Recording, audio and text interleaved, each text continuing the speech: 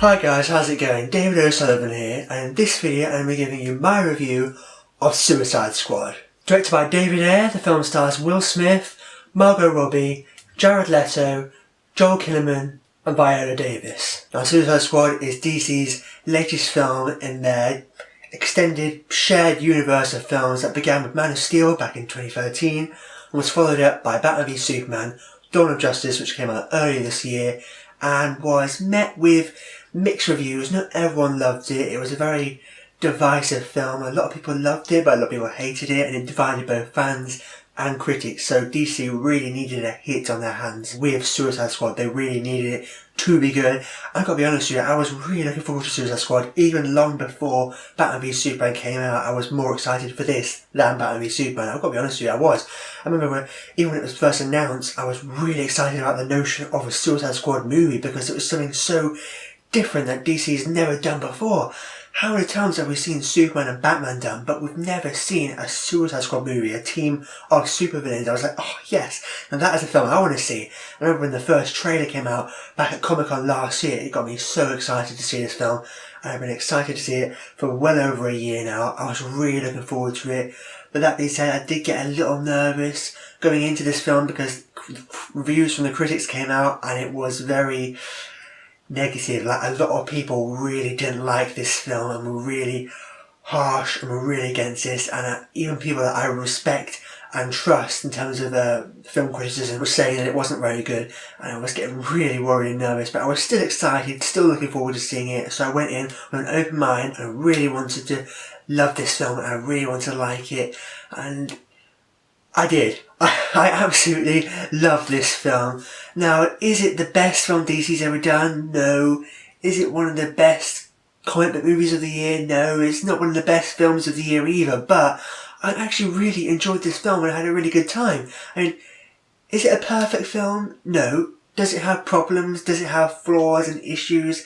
Yes, absolutely. But it didn't stop me from enjoying this film. I still, for the most part, had a really good time with this film and actually really enjoyed it, and I thought it was really good fun. Now, that's not to say that all the problems and issues that a lot of other critics have brought up I don't agree with. I kind of do. But for me, the problems that I had with the film weren't that much of an issue for me. Like, the negatives that I had didn't detract from my enjoyment of the film. For me, the positives I had with this film outweighed the negatives. So I'm going to start with positives because, like I said, the things I liked about this film outweighed the things that I didn't like, and by far the best thing about this film, in my opinion, was the characters, because yes, story-wise, it wasn't that great. It was a little bit of a mess. Story-wise and structurally, this film is a hot mess. Absolutely it is. But for me, it was an enjoyable mess.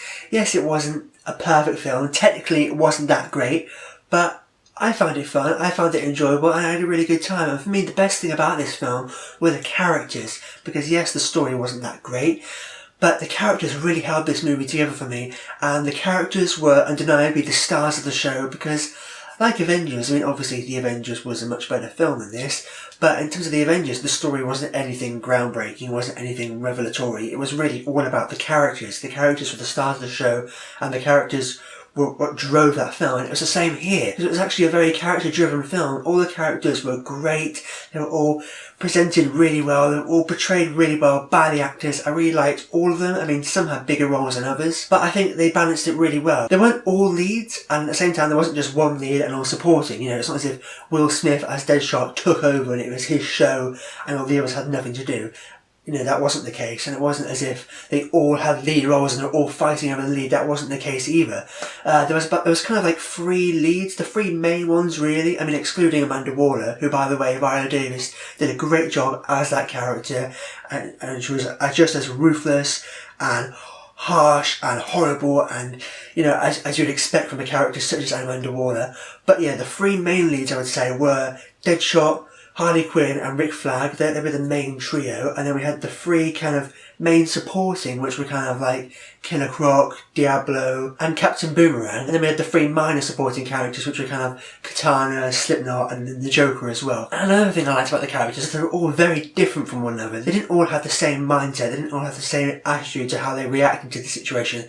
They all reacted and responded to it very differently. You know, it wasn't as if they were all trying to think about running away and escaping. They weren't all trying to think about killing people, and they weren't all trying to think about, oh, maybe we should give this a shot. They were all thinking different things, and they all reacted to the situation in different ways, which I like, because not only were they all very different in terms of the powers and skill sets and abilities they had, but they were all very different in terms of their character as well, in terms of their personalities. They all had very different personalities, and it was really fun seeing them together, interacting together, all these different crazy, oddball, lunatic characters interacting with one another. I thought it was great. For me, what surprised me about this film is I was expecting to have a really good, fun time with all the action. But for me, my favourite parts of this film were the character moments. Like just when we saw the characters interacting with one another, like dialogue exchanges, as them getting on with one another, them conflicting with one another, them, you know, just the moments involving the characters, the dialogue exchanges, the character moments for me were the best parts of this film. Just seeing the characters there interacting with one another. I thought that's what was so good about this film, because the characters felt real, they were all portrayed really well, and seeing them together interacting with one another was one of the highlights of this film for me. And for me, the action was kind of like, yeah, it was okay, it was good, but the characters were the start of the show, and for me, the character moments were the best things about this film. And also, it was very funny as well. There was lots of kind of one-liners here and there, but it worked. You know, they were trying to do a kind of like a Deadpool, Guardians of the Galaxy kind of thing. That worried me that it would come off as kind of like it was trying to like rip off or do the same thing as another film. And it did slightly in certain parts, and the humour doesn't always work. It does fall flat in certain occasions, but for the most part, it does really work. And the one-liners and the humour, the banter, the chemistry between the characters, it all worked really well. In terms of the actors as well, Will Smith was great as Deadshot. I was worried that he might kind of like take over a bit, him being the really big star, but that wasn't the case. It was very much an ensemble piece. All the characters got their moments to shine, and he didn't take over, but he was great as the character, and it was the best thing they could have done, I think, was casting Will Smith in this role, because the great thing about Will Smith is that he always gives it his all. But maybe aside from After Earth, that was a bit, but anyway, yeah, in this, you could tell he was really kind of passionately interested and invested in this, and you could feel that coming through in his performance. And all the other actors as well. I mean, we've got Courtney as Captain Boomerang, he was actually really great as well. He actually had charisma and fun and energy and humour in his performance. When he's usually quite bland and dull, he did a great job as this kind of crazy lunatic Captain Boomerang. And like I said, all the other guys as well. Killer Croc was cool. Diablo was great as well. They were all just portrayed really well and presented really well. However, for me, the standout of this have to be Margot Robbie as Harley Quinn and Jared Leto as the Joker. I just loved both of them. I thought they were so great in this film. I was really looking forward to seeing Margot Robbie as Harley Quinn ever since I first saw the trailer, so I really thought she was going to steal the show.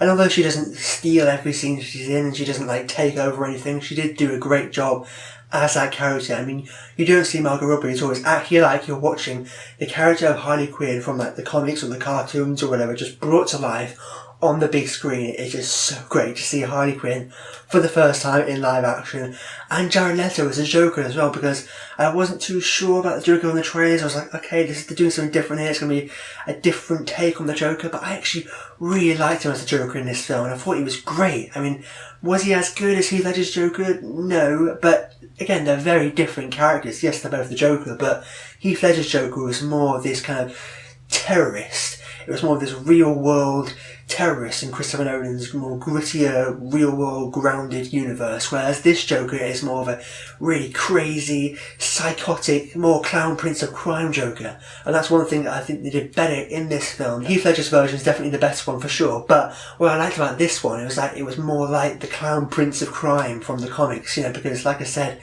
the Christopher Nolan one was more of a real-world terrorist version of the Joker, which was great and worked really well for that more grounded real-world universe. But for this, it was cool to see a really crazy, comic booky Clown Prince of Crime Joker. You know, he was almost like this gangster style crime lord Joker, and I just absolutely loved it. It was just so cool.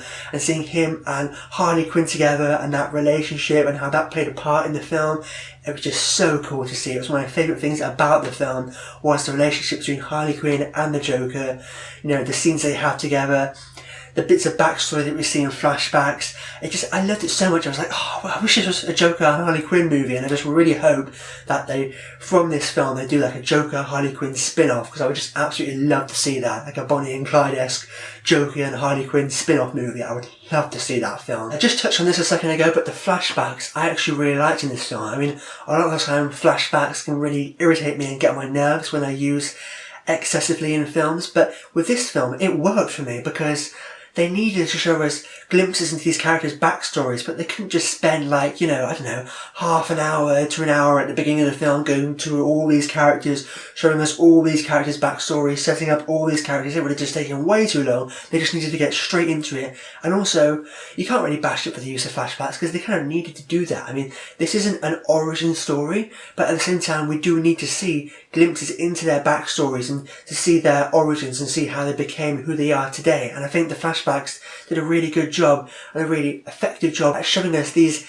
characters' backstories and how they became the people they are now today. I think it worked really well. We do get a big dump of flashbacks at the very beginning of the film, but we do get throughout the film more flashbacks scattered throughout the film at different places, and I really liked how they use flashbacks at different points, because whenever the film might have gone into a bit of a lull or might have been beginning to lose interest, we get a flashback or something happens and we see something new, and it's like, oh, okay, and it piques my interest again. It kept me interested and engaged throughout. Like, I never got bored because we had these flashbacks scattered throughout the film, so every now and then we cut from the present day storyline to the past to see one of these characters' origins, to see what happened to them in their past, you know, what happened with them and their powers, or how they became who they are now. I just really liked how the flashbacks were used, and I think it was done really well and really surprisingly effectively as well. And it also kind of added a surprising amount of emotion to the film. Like, there was some surprisingly emotional and heartfelt moments, especially involving Will Smith's Deadshot character and his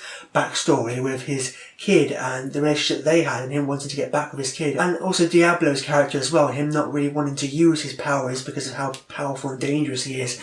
And just certain things like that, and how their flashbacks and their backstories were intertwined into the story at certain moments, I think was done really well. And it got surprisingly kind of emotional and poignant towards the end, which I wasn't expecting. But yeah, so I really liked it. There were also cameos in this film from other Justice League members. Of course, we have Batman, who's glimpsed in some of the trailers, and another cameo from another Justice League member who we see briefly in this film.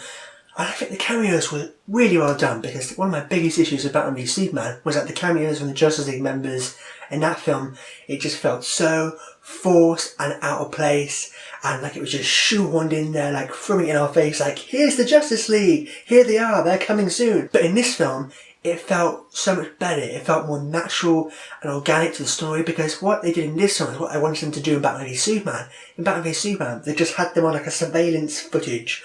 Whereas in this film, they're in the film, they're in the world of the film, actually taking part in the storyline. And that's what I think they should have done with Batman v Superman, because we see Batman in certain bits, and we see another character in another scene, and it works really well. I thought it was really cool to see them in just these little glimpses here and there, and I think they were really well done. And finally, my last positive with this film is the soundtrack.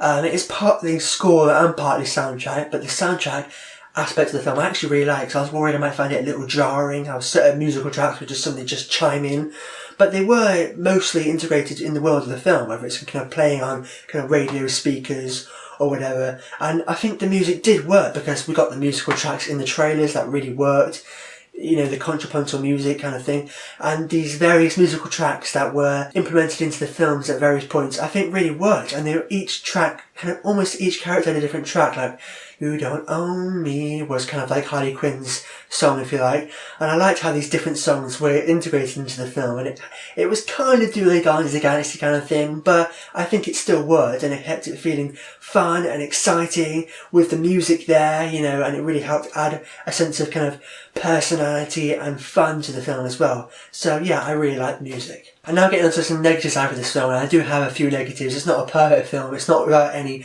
problems or issues, not by any means. Firstly, I don't think the action sequences are all that great. I mean, not all the action. I did like the action for the most part, but there were some big scenes where they're going up against all the kind of cannon fodder villains, or these just random kind of thuggish villains that they're just taking out, and it was just a little boring, to be honest with you. I mean, I liked the characters. It was cool seeing these characters teaming up, taking out the bad guys, but at the same time, these scenes fell a little flat and weren't very exciting to watch. I mean, it was cool seeing the characters using their skill sets and abilities to take out these bad guys, but whereas the characters themselves felt kind of natural and real, the action sequences didn't. The action sequences felt like they were like put in there. It's like, oh, this is an action movie. This is a superhero blockbuster action movie. We need to have some big fight sequences where they take out those bad guys and we can see how cool they are fighting the bad guys. And it just didn't really work. Like I said, there were other action sequences I liked, but the main big fight sequences up against the bad guys were just a little bit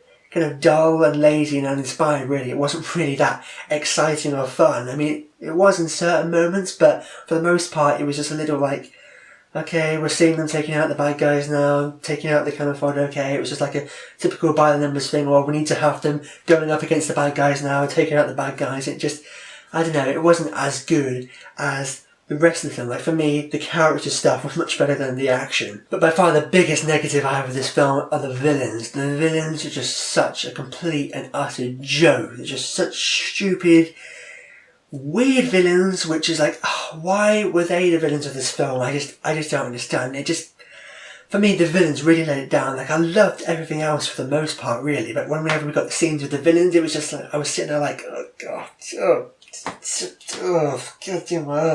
like, the villains for me didn't really work. I don't know why they chose those villains, and whenever we got scenes with the villains, it just felt like a joke. It was just a bit stupid, and it didn't really work. And don't even get me started on the whole big energy beam shooting into the sky shit. I don't know what the hell was going on with that. It's like, how many times are we going to see that now? It's become almost like a joke now. As soon as it happened, I was like, immediately checked out. I was like, okay, whatever, big energy beam shooting to the sky, okay, fine. I mean, how many times have we seen that now? The Avengers did it, John Carter kind of did it, Transformers Dark of the Moon as well. It's like, how many times are we going to see a big blue energy beam thing shooting into the sky? It's like, who cares? Oh my god, how many times have we seen that? I don't know, it just didn't work. It's like, I don't care about that. I cared about the characters, I cared about what the characters were doing, but in terms of all the shit that was going on around them, I didn't really care. It's like, crazy, weird, stupid villains, big energy beam thing. I don't know, they needed something to fight, they needed some big otherworldly threat to stop and take down, but I just think they could have had some much better villains, and the whole kind of climax and big finale could have been about something else. I don't know, maybe they could have been after the Joker instead.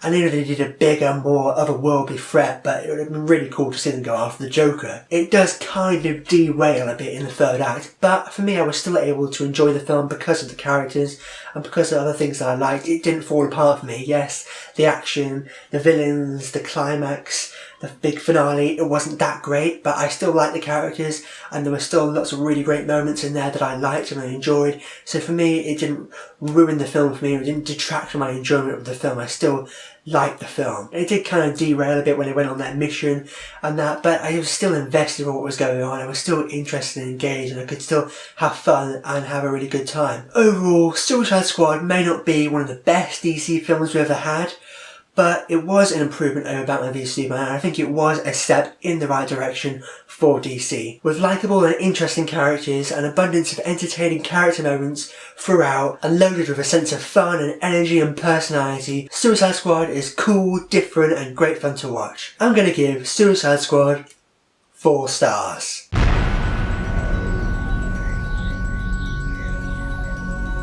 And there we go, that wraps up my review of Suicide Squad. And also, what do you guys think about this new angle? I've got the camera in a slightly different position, from a different angle.